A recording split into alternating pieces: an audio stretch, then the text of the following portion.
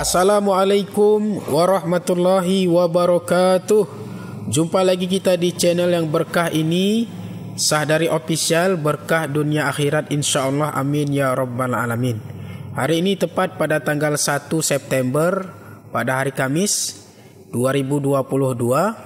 Alhamdulillah, hari ini kita mendengar kabar bahwa ulama kita yang berjuang di jalan Allah Subhanahu wa taala telah bebas murni, yaitu Habib Bahar bin Smith yang kita cintai, yang merupakan zuriat Nabi kita Muhammad sallallahu alaihi wasallam. Alhamdulillah, Allahu akbar, Allahu akbar, Allahu akbar. Kita sangat bersyukur dan senang dengan kabar kebebasan Habib Bahar bin Smith, yaitu bebas murni. Mudah-mudahan beliau bisa menyampaikan dakwah sebagaimana biasanya, mencerdaskan umat, memberikan penerangan kepada umat, memberikan pencerahan kepada umat. Ya baik, langsung saja kita saksikan video kebebasan beliau, bebas murni. Allahu akbar.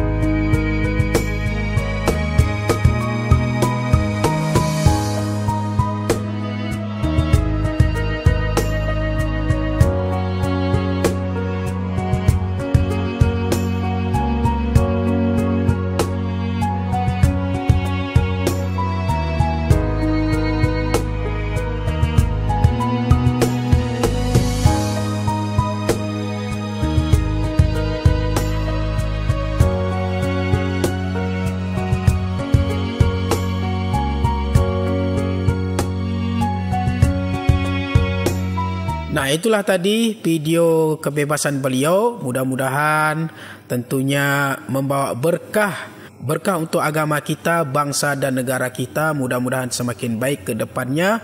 Allahu Akbar, Allahu Akbar, Allahu Akbar. Wassalamualaikum warahmatullahi wabarakatuh.